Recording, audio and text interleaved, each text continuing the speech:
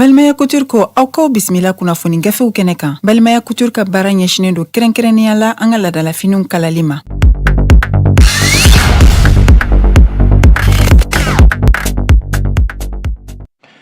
An balima joliba jabarani filɛbaw an ka foli ani tanu an b'o ta ka di aw bɛɛ lajɛlen ma aw minnu sigimɛ ka kunnafoni gafew lakali waati kɔnɔ. An balimaw an b'aw fo dantɛ foli min na bi ye araba ye limanaw juwe kalo ye tile 19 sɔrɔ san 2023 an minnu sigimɛ ka nin waati kɔnɔ nin ye ladala jɛmukan de min bɛ sigi don o don ka daminɛ ntɛnɛn fo ka se juma nɛgɛ kanɲɛ 9 mana tɛmɛ ni sanga 30 ye fo ka se a kanɲɛ 10 ma limanaw an bɛ sigi nin kɛnɛ in kan gafe minnu mana sɛbɛn an balima kunnafonidilaw fɛ anw bɛ a lakale bamanankan na limanaw a kun de ye bɛɛ lajɛlen bɛ se ka faamuya sɔrɔ cogo min na jamana kunnafoni la ni an sigilen de kɛnɛ kan minnu fana bɛ ka lamɛn radio joliba sanfɛ Bamako yan Segu Sikaso ani bɔlɔlɔw sanfɛla la limanaw an tɛ ɲinɛ aw kɔ an b'a fɔ aw ni ɲankuma gafe minnu bɔlen bɛ bi minnu b'an bolo kɔrɔ a bɛ tali kɛ info matin min ye Nouvelle Horizon ale bi yan nɔ les échos welewele bi yan le Pélican bi yan min bɛ tali kɛ le soir de Bamako ale bi yan l'essor bi yan l'indicateur du renouveau an bɛ sɔrɔ ka kuncɛ ni les républicains limanaw ni fasidi sɛbɛn ninnu an bɛna ninnu de lakale aw bɛ se ka faamuya sɔrɔ cogo min na o kuma an b'a daminɛ o ye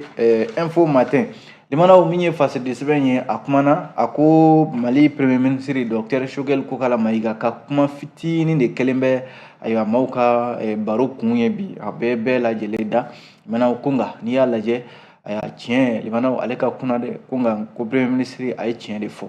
limanaw a ye min fɔ a ka kuma in kɔnɔna la ni a ma janya limanaw seconde damadɔ de don nka a bɛna fɔ kuma in ani tiɲɛ de bɔlen bɛ o la min bɛ tali kɛ info matin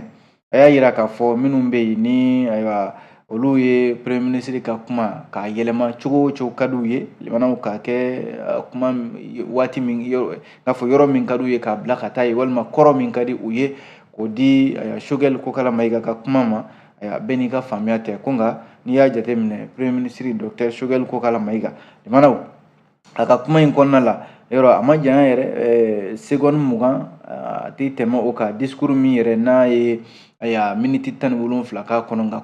kuma damadɔ de bɔra a kɔnɔ seconde 20 ɲɔgɔnna o kuma de talen bɛ bi limanaw ka yɛlɛma maaw ni ɲɔgɔn cɛ bɛɛ b'i ta fɔ bɛɛ bɛ k'a fɔ ko premier ministre ayiwa dɔw yɛrɛ ko ayiwa a bɛ ka sɔrɔdasiw janfa dɔw yɛrɛ ko premier ministre filɛ sira min ka nin ye furanjɛla fanga a bɛ ka ayiwa i fosi de a bɛ k'i fosi yɔrɔ ɲini dɔw y'a yira k'a fɔ ko jamana kuntigi min ni o ye danaya da Choguel Kokala Mayiga kan ko a bɛ ka danaya tiɲɛ dɔw y'a yira k'a fɔ ko nin kuma in fɔ waati tɛ limanaw kuma in bɛ mun nɔfɛ Choguel ko tɛgɛrɛ fɔ dununba fɔ minnu b'a la ko n ye patriote ye walima n ye fasoden ɲuman ye ko tɛgɛrɛ fɔ waati banna ayiwa baara de ka kɛ walima baara min kalifara i la i k'o kɛ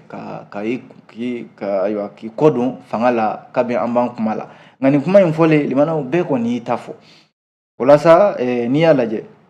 premier ministre min limanaw ni o ye Choguel Kokala Mayiga politique ma don limanaw ale min ni a yɛrɛla k'a fɔ a ye nin kuma in fɔ minnu bɛ yen ni olu y'a bila minɛn caman kɔnɔna la ɲininkali min kɛlen bɛ bi ko kun jumɛn na ani nafa jumɛn b'a la walima laɲini jumɛn bɛ o tigilamaw ka kumaw la o la sa n'i y'a lajɛ limanaw yɔrɔ transition waati ni waati dɔw de bɛ yen minnu n'a ye baaraw kɛ o kɔnɔna la n'i y'a lajɛ waati fɔlɔ limanaw min ye premier ministre ye a waati si ma kɛ a kɔ k'a lajɛ k'a fɔ min bɛ premier ministre a yɛrɛ ko Faransi waati min na Faransi ni Mali u kɛlen tɛ ka ɲɔgɔn ye ko Faransi y'i cɛ ka bɔ Mali kɔrɔ k'u to pan na n'o ye en plein vol ye ko dɔw bolo kɔnɔna la a ka nin kuma in senfɛ o kɛra dɔw ka kuma ye nka limanaw n'i y'a lajɛ waati min na Faransi bɛ taa Choguel kelen de ye o kuma fɔ tɛgɛrɛ fɔra a ye n'i y'a jateminɛ fana min ye Faransi ka kɛlɛcɛw ye a fɔra k'a fɔ olu taara nka olu yɛrɛ de ko k'u taara u yɛrɛ ma Fasiri ka kuma don nka n'i y'a lajɛ limanaw premier ministre ayiwa a ka nin kuma ninnu k'a fɔ de minnu bɛ yen n'olu tɛgɛ donna baara la limanaw n'i y'a lajɛ bi yɔrɔ premier ministre a ma da o ma sabu baara minnu kɛra furanjɛla fanga in kɔnɔna la a y'i da dɔw la a ye ministre min n'o bɛ an ka wolomasiri tabaw kunna Sadio Kamara a y'o tanu kosɛbɛ sabu o ye baara min kɛ armée ye ka minɛnw ɲini ka armée kɔgɔ nin waati in na a y'o kuma fɔ a ma ɲinɛ o kɔ limanaw hali an ka jamana ni jamana wɛrɛw cɛ koɲɛ baara bɛ cogo min na diplomatie a ye bonya da min ye Abdoulaye Diop fana ka kumaw kan limana ko nin bɛɛ b'a yira ka an ka yɛrɛma hɔrɔnya ani maa minnu ka d'an ye an n'olu bɛ se ka baara kɛ ɲɔgɔn fɛ. Premier ministre ye foli da Abdulaye Diop ka baara ka o n'a ɲɔgɔnna caman. N'i y'a lajɛ k'a baara tɔ tora mun ye sa, Choguel ka kuma la a ko ɲɛtaga n'o ye développement ye, ɲɛtaga ninnu bɛ se ka kɛ mun ye, baara ka di denmisɛnninw ma min ye kɛnyɛrɛye ye olu ka yiriwa an ka jamana kɔnɔ, ani fana min bɛ tali kɛ basigi ka na fɛnw sɔngɔ la o n'a ɲɔgɔnna caman. N'i y'a lajɛ min bɛ wele a y'o bila hali ministre des finances ma k'a fɔ a ɲɛna jigiya min dalen b'a ka nafoloko la, hali ministre kura in Musa Alassane Diallo olu bɛɛ lajɛlen y'u yɛrɛ ye nin kuma in kɔnɔna la. Walasa limanaw nka bi bi in na bɛɛ bɛ k'i ka laɲini, bɛɛ n'i ka laɲini don. Premier ministre min bi limanaw ni dɔw yɛrɛ ka hamina de ye a ka taa ka bɔ yen, yɔrɔ bi bi in na Mali politique ko kɛlen bɛ de ni i ni min ka hakilila tɛ kelen ye, i tɛ i yɛrɛ hakilila lafasa fo tigilama limanaw ka kumaw ta ka ɲɛsin o ma ko Mali premier ministre Docteur Choguel Kokara Mayiga ta kɛnbɔ ye bi. Sabu n'i y'a lajɛ politikima caman de bɛ yen bi minnu bɛ yen ni nin kɔni ye baara de sɔrɔlen olu bolo, minnu tɛ baara la premier ministre ka kuma in k'a ta kuma bɛɛ ka yɛlɛma cogo min ka d'u ye, ka kuma kɛ i b'a fɔ ko ni baara t'i la limanaw k'i sigi o ko kunna, limanaw k'o k'i ka baara ye. Info Matin de ka kuma don dɛ limanaw, ne ka kuma tɛ, aw bonya b'a la.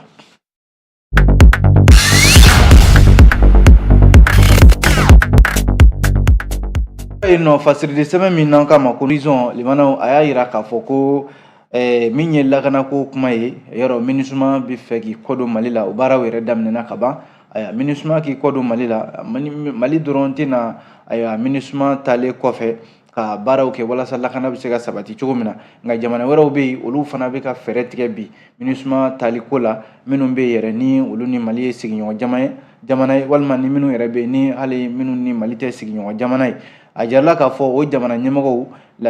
Guinée Bissau, Benin ka taa se Niger, olu jamanakuntigiw limanaw k'olu de taara min bɛ tali kɛ ani commission CEDEAO fana ɲɛmɔgɔ Nigéria jamanakuntigi kura ni o de ye Bola Tinubu k'u taara ale fɛ yen. Dɔwɛrɛ tɛ o, limanaw yɔrɔ MINUSMA Mali jamana ye sira di MINUSMA ma ko a k'i kɔ don. O de la min ye Bola Ahmed Tinubu n'ale de ye Nigéria jamanakuntigi kura ye, yɔrɔ ale nin waati in na Umaru Sisoko Embalo Guinée Bissau jamanakuntigi, Benin jamanakuntigi Patrice Talon ka taa se Niger Mohamed Bazoum ni commission économique des États de l'Afrique de l'Ouest, ko laɲini ninnu ni Nigéria jamanakuntigi in ka ɲɔgɔn ye a bɛ don hukumu kɔnɔna la, o de ye CEDEAO bɛ fɛ k'i labɛn. Limanaw k'i labɛn mun na, MINUSMA bɛ fɛ ka taa ka bɔ Mali la, yɔrɔ ni MINUSMA taara limanaw a bɛ n'a fɔ CEDEAO jamana ɲɛmɔgɔw sirannen bɛ fɛn dɔ nin ɲɛ, o ye basigibaliya ye,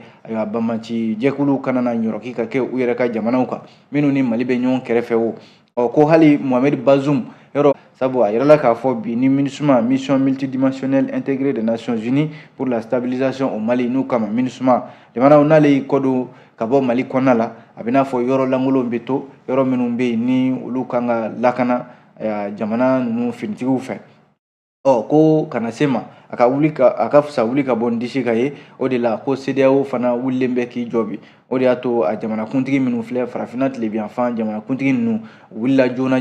ka taa kuma in da yira min ye Nigéria ale ye faama la, a faama kura in limanaw walasa u bɛ se ka u fanga fara ɲɔgɔn kan ka ko minnu bɛ yen ni olu bɛ se ka labɛn yanni MINUSMA yɛrɛ k'i kɔ don ka bɔ Mali kɔnɔna la. Sabu a jarala k'a fɔ Sahel jamana min filɛ nin ni farafinna tilebiyanfan jamana caman bɛ yɛrɛ sɔrɔ a kɔnɔ, a ka kan u yɛrɛ dama k'u labɛn ka fɛɛrɛw tigɛ, a kana kɛ MINUSMA taalen bamanciya wale kana wara ka yɛrɛkɛ u yɛrɛw ka jamana kɔnɔ. Limanaw Fasiri ka kumana ko ɲɔgɔnye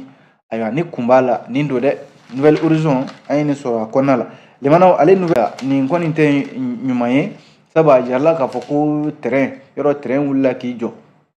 Terrain bɛ boli la Bamako ni Kayi cɛ, nka limanaw kibaruya kura dɔ bɔra ka bi o don ko kibaruya in man di kosɛbɛ, sabu terrain min n'u kama ko CC 2200 ale de ye arayi bila dɔɔni, nka arayi bila kojuguba tɛ, a bɛ n'a fɔ nka kun de bɛ a la. Kunnafoniw carila bɔlɔlɔw sanfɛ ntɛnɛn tɛmɛnen ka dugu jɛ tarata la juillet kalo tile 17 tɛmɛnen, limanaw a yɛlɛla k'a fɔ terrain kunkolo min n'o ye locomotive CC 2207 ko kunnafoniw carila bɔlɔlɔw sanfɛ bɛɛ kɔni y'i ta fɔ k'a fɔ ko terrain in k'a tiɲɛna de k'a jɔlen bɛ ayiwa Bamakɔ yɛrɛ dafɛla la Kati fanfɛlaw la ani gari yɛrɛ cɛ o tɛ tɛmɛ ko kilomɛtiri 2 ɲɔgɔnna kan Nouvelle Horizon ko ale ye kuma in mɛn olu ka kunnafonidilaw wulila ka ko in ɲɛɲini jamana kun min sɔrɔla nin waleya in na min bɛ tali kɛ minisiriso min bɛ taama ko kunna olu ka kunnafonilasela Mohamed Ould Mamuni ale de ɲininkara ko a ye jaabi min di ko in na maaw bɛ ka min fɔ bɔlɔlɔ sanfɛ ko terrain tiɲɛna k'a jɔlen bɛ ko o kuma tɛ tiɲɛ ye nka kuma min bɛ yen ni o de ye tiɲɛ ye o de ye k'a fɔ terrain jamanaw ko a ye sira de bila n'o ye arayi ye n'o ye déraillement ye jamanaw a ye sira bila dɔɔni nka sira bila kojugu tɛ sirabila in dɔwɛrɛ tɛ o ko jamanadenw yɛrɛ de ka waleyajuguw de kɛra sababu ye terrain ye sira bila sabu waati jan min kɛra k'a sɔrɔ terrain ma boli u ye arayi sanfɛlaw kɛ ɲamanbɔnyɔrɔw ye ka arayi sanfɛlaw kɛ feerekɛyɔrɔw ye ka arayi sanfɛla kɛ limanaw ka fɛn bɛ yen n'u bɛ se ka fili arayi kan u y'o kɔni kɛ ani hali dɔw yɛrɛ y'a kɛ bagan mara yɔrɔw ye o n'a a ɲɔgɔnna caman waati jan min kɛra limanaw ka arayi to o lahalaya ninnu na ko sigidalamaw de ka walejuguw kɛra sababu ye ka dɔw yɛrɛ hali kɛ ɲamanbɔyɔrɔ o ɲama ninnu dɛ k'o de kɛra sababu ye ayiwa terrain natɔ ka bɔ Kayi o dongo ko a ye sira bila Kati fanfɛlaw la dɔɔni nka a ma kɛ sira bila kojugu ye sabu kɔlɔlɔba ma k'a la ma n'i ma to a la maa ma jogi i n'a fɔ Mohamed Ould Mamuni ale bɛ ka a ɲɛfɔ cogo min na o de la a ye wele bila maa o maa bɛ yen ko e bɛ sigilen bɛ arayida in na limanaw minnu bɛ yen n'olu ka so bɛ arayida la ka bɔ Bamako yan fo Kayi ayiwa u ka lajɛ sa u ka segin kɔ minnu bɛ yen n'u ka minɛnw bɛ arayi kan minnu bɛ yen n'u bɛ ɲamaw bɔn arayi sanfɛ u ka sabali u ka bɔ arayi kɛrɛfɛla la sabu terrain wulila k'a jɔ terrain bɛ maaw ta a kana taa kɛ kɔlɔlɔ wɛrɛ ye o la sa min ye minisiriso min bɛ taama ko kunna transport et infrastructure Mohamed Ould Mamuni a ko jamana ɲɛmɔgɔw fana kan ka fɛɛrɛ bɛɛ lajɛlen kɛ walasa sira in a bɛ se ka bɔ cogo min na kunnafoni de ye nin dɛ limanaw an ye nin bɔ Nouvelle Horizon kɔnɔ aw bonya b'a la.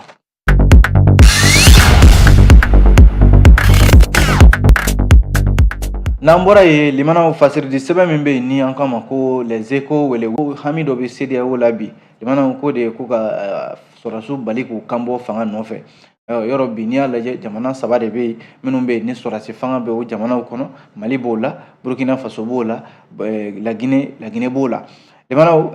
ko nka kangarida de bɔra Nigeria ale ye jamanakuntigi kura ni o de ye Mohamed Bola Tinubu kangari bɔra ale de yɔrɔ ka ɲɛsin sɔrɔdasiw ma sɔrɔdasiw minnu bɛ yen bi ni olu kɛmɛ ka fanga minɛ jamanaw kɔnɔna la Mali ni Burkina ni Laginɛ ko k'a f'u ɲɛna k'a fɔ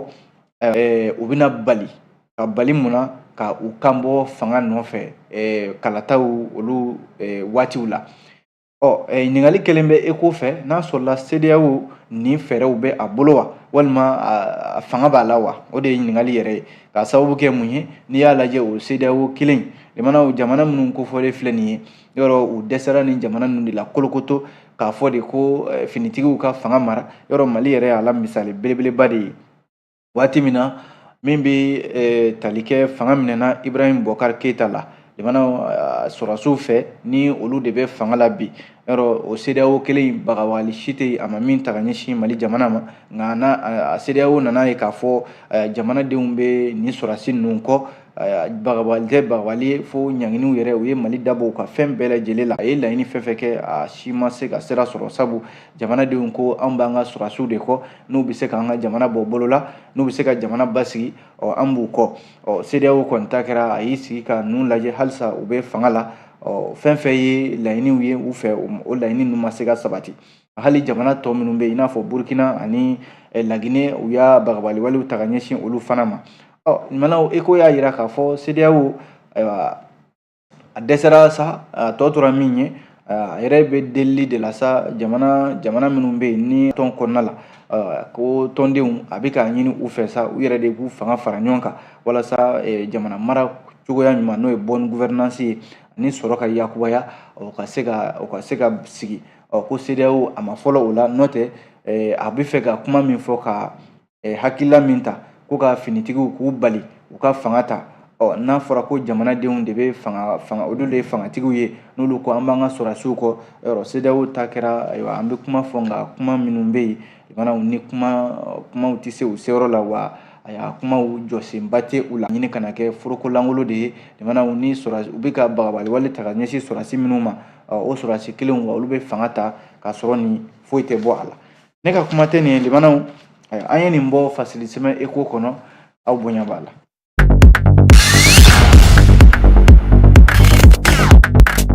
N'an bɔra yen nɔ limanaw fasili sɛbɛn bɛ n'an k'a ma ko le pelinkan limanaw pelinkan y'a jira k'a fɔ ko gɛlɛya bɛ sugu kɔnɔna la bi dɛ k'a sababu kɛ mun ye sugaro de tɛ ka se ka san bi limanaw a jala k'a fɔ nin waati in na o de jateminɛ kelen bɛ sugu caman kɔnɔna la bi sugaro kilo n'u m'a feere 440 u b'a feere 160 se k'a faamuya limanaw n'i y'a lajɛ n'i taara sugu kɔnɔna la bi pelikan ko ale kɔni yaalala Bamako ba kɔfɛla na ba ɲɛfɛla la k'a lajɛ suguw kɔnɔna la min bɛ kibaruya min bɛ ka se k'a dɔn ale ka yaala la pelikan y'a jira k'a fɔ a bɛ san damadɔ bɔ sisan limanaw n'a fɔra k'a fɔ ko sugaro dilan usine bɛ anw ka jamana kɔnɔ yan n'u k'a ma ko Sugala SA Sugala SA a ma jɔ a bɛ baara la nka k'a ye k'a fɔ o Sugala SA yɛrɛ sen tɛ ka sugaro dilan ka jamana kɔnɔna labɔ n'a ye o de kɛmɛ sababu ye bi limanaw sugaro an bɛ sugaro san ka bɔ jamana kɔ kan n'a ye Mali kɔnɔna la yan nka o sugaro min bɛ san ka na yan nɔ limanaw ko yɛrɛ o se fɔ labɔlibaliya o fana ma o tɛ k'a bɛɛ ye ko nka diɲɛ don o don limanaw sunkalo tɛmɛnen na sugaro yɛlɛla hakɛ dɔ la jagokɛlaw yɛrɛ ko olu ma kɛnɛya balana ko ye olu la hali sisan a jirala k'a fɔ o ko kelen de bɛ sen na ko n'i y'a lajɛ n'i taara Bamako commune tɔw kɔnɔna la hali ka bɔ Bamako yɛrɛ ka taa commune du Mande fo Kalabankɔrɔ fanfɛlaw o n'a ɲɔgɔnna caman ko butigi feerelaw caman de bɛ yen minnu ko sugaro bi ka yɛlɛ wa hali sugaro bɔrɛ yɛrɛ limanaw bi in na i b'a sɔrɔ 7000 walima ka yɛlɛ o kan 7440 ko bi in na sugaro bɔrɛ n'o ye sugaro kilo 50 ye a bɛ o de la o dun y'a sɔrɔ limanaw a ye yɛlɛli min kɛ 4,400 ani 5,500 a yɛlɛla ka tɛmɛ o kan ka tila ka n'a bila ayiwa 6,900 limanaw a taara o la nka bi in na ko a bɛ 7,000 la dɔw b'a san ka tɛmɛ o kan o de l'a to min ye butigi feerelaw ye olu caman y'a jira k'a fɔ sugaro kilo feereli yɛrɛ k'u ye a dabila détail o dɔrɔmɛ tan i b'a sɔrɔ n'i bɛ sugaro i bɛ nana ye i ka yɔrɔ la i bɛ transport bɔ i bɛ fɛn caman bɛ tugu a la o n'a ɲɔgɔnna caman ko tɔnɔ tɛ a la pelinkan maaw ko u ye nin kibaruyaw sɔrɔ butigi feerelaw da nka bi in na limanaw a jirala k'a fɔ sugaro kɔni kɛn bɛ fɛn de ye min tɛ ka se ka sɔrɔ a dun jirala k'a fɔ fɛn de don min ni maa caman de bɛ yen min mago bɛ ɲɛ a la dumuni feerelaw ko don dɛgɛ feerelaw ni takula feerelaw ni gato feerelaw caman de bɛ yen bi minnu bɛ yen ni olu mago bɛ jɔ sugaro la ka baara kɛ n'a ye nka n'a fɔra k'a fɔ sɔngɔ yɛrɛ yɛlɛla butigi feerelaw ko détail kɔni olu y'o dabila min ye dɛgɛ feerelaw ni gato feerelaw ye ani takula feerelaw caman fana gɛlɛya nana se olu ma sugaro limanaw k'a bɛ ka ɲini bi sugu kɔnɔna la a tɛ ka ye dɛ nka minisiri kɔsa in na minisiri kura in n'o ye Musa Alasani Jalo ye a na kɛ nin kibaruya in o de kɛra sababu ye ale yɛrɛ ye jagokɛlaw wele k'a f'u ɲɛna k'a fɔ ayiwa kalo kelen a b'o de di u ma u ka se ka Bamako sugu bɛɛ lajɛlen hakaja Mali sugu bɛɛ lajɛlen tɔni 1000 na sugu kɔnɔna la walasa maaw bɛ se ka sugaro sɔrɔ nɔgɔya la cogo min na nin de ye kibaruya ye limanaw an ye min bɔ le pelinkan kɔnɔ aw bonya b'a la.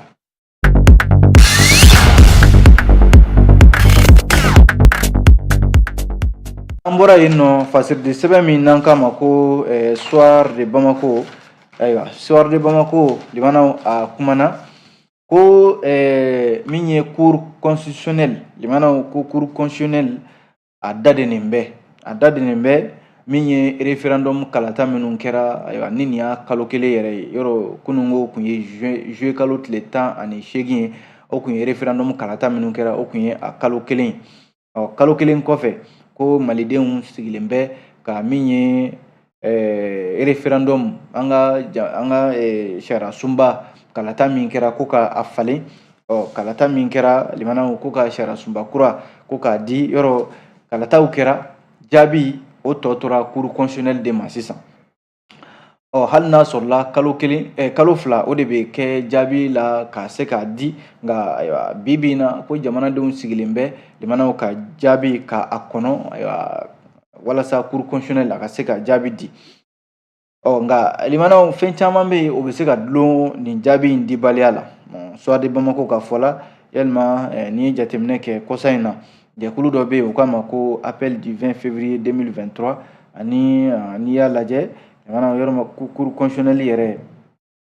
ayiwa ko a ye jateminɛ caman de kɛ, n'a nana kɛ a ye jateminɛ caman kɛ k'a fɔ kalata in kɛra nka a ma kɛ ayiwa i n'a fɔ fɛn caman bɛ yen minnu kɛra a kɔnɔna la minnu ma bɛn. Nin fɛn damadɔ fila ko nin bɛ se ka gulon ayiwa jaabi bɔbaliya la fo ka se sisan ma. N'i y'a lajɛ nka limanaw waati kɔni t'a jɔ ka mɔgɔw kɔnɔ, sabu bi na min ye diɲɛma ye jɛkulu i n'a fɔ CEDEAO, ONU ani communauté internationale nin bɛɛ sigin bɛ ka Mali jamana lajɛ. Waati min ni o dilen bɛ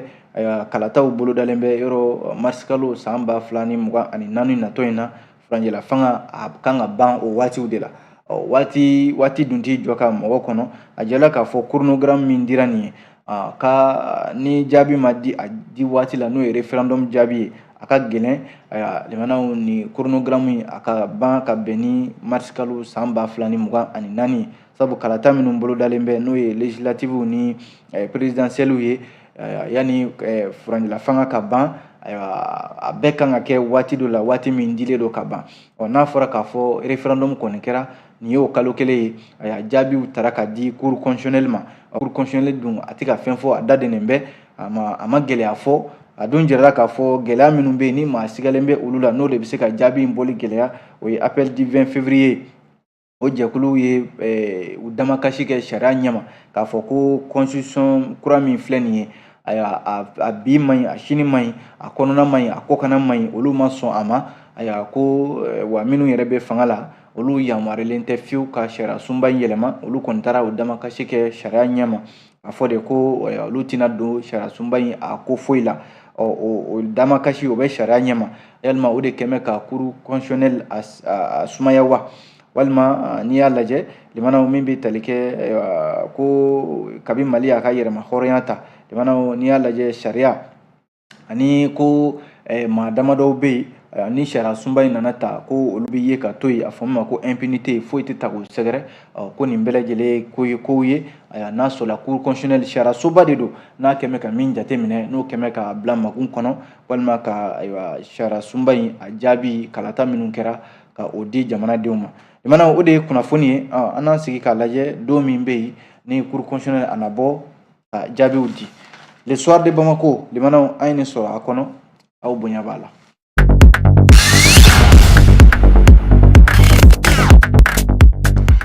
N'an bɔra yen nɔ, fasidi sɛbɛn min n'an kama ko l'essor, limanaw l'essor y'a jira k'a fɔ ayiwa nin wagati in na sirabakan kasara de cayalen bɛ kosɛbɛ an ka dugubaw ni ɲɔgɔn cɛ.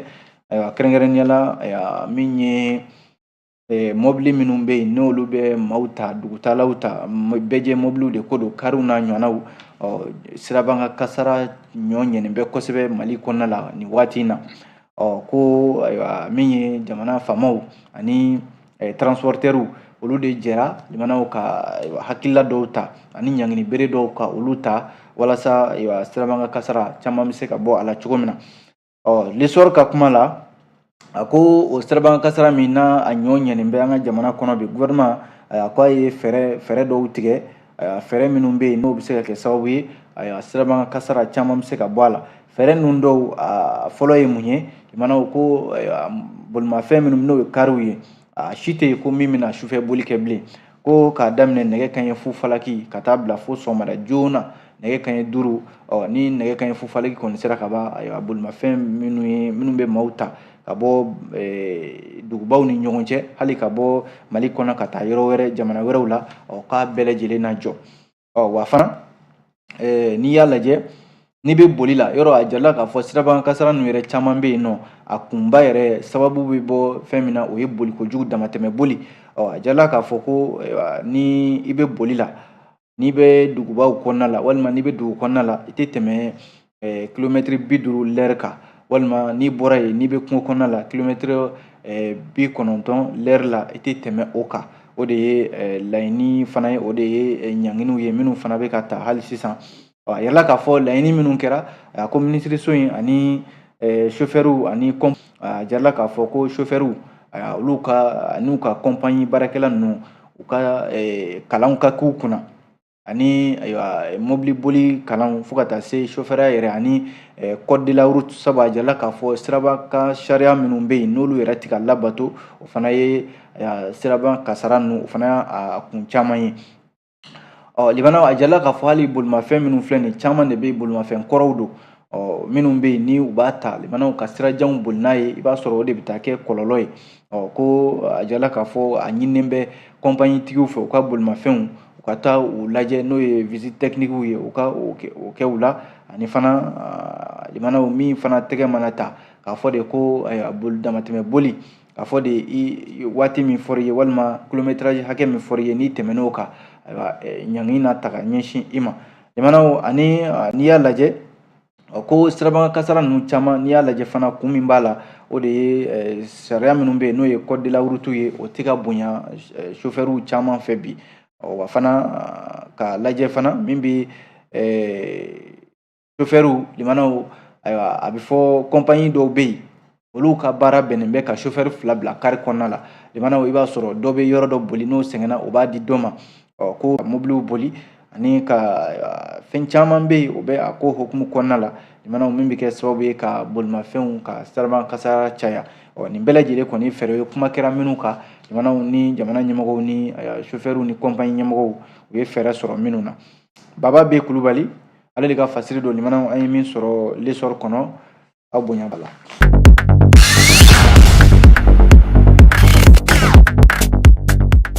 Limanaw an b'a a kun cɛ ni min ye o ye min bɛ tali kɛ l'indicateur du renouveau. L'indicateur kumana limanaw a ko Menaka kunungo a jirala k'a fɔ ko butigi caman bɛ yen olu daw karila ka minɛnw ta ka bɔ ni a ye sifinnaka dɔw fɛ ka sababu kɛ u kun diminen don. Ko dɔwɛrɛ tɛ ko Menaka sifinnakaw de ko u tɛ fɛ fiyewu ka maa wɛrɛ ye k'a fɔ k'e bɛ bamaci wale tigilamaw ko k'u ye yala yala la Menaka dugu kɔnɔna la. U bɛ min ɲini o de ye forces armées maliennes FAMA olu kelen pewu de ka mɔmɔni kɛ n'o ye patrouille ye Menaka dugu kɔnɔna la. N'o tɛ ko bi in na min kɛn bɛ ka olu tɔɔrɔ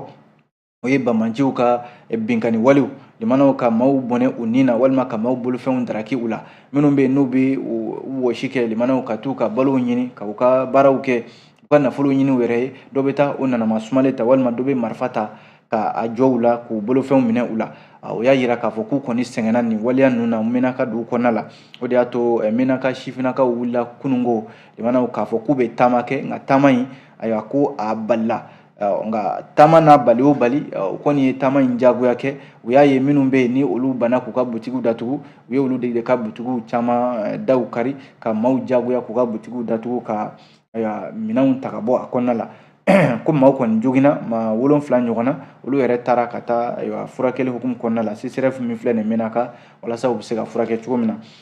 Y Dunbiya limanaw ale ka fasiri don l'indicateur du renouveau an b'a bila yan. An sera ka min lakale ka bɛn ni waati o nin ye limanaw k'aw fo k'aw waleɲuman dɔn. Ka kunnafoni gafew kɛnɛ ye ni Balimaya Couture ka dɛmɛ ye. Balimaya Couture ka baara ɲɛsinnen don kɛrɛnkɛrɛnnenya la an ka ladala finiw kalali ma Mamadu Tarawele fɛ yen.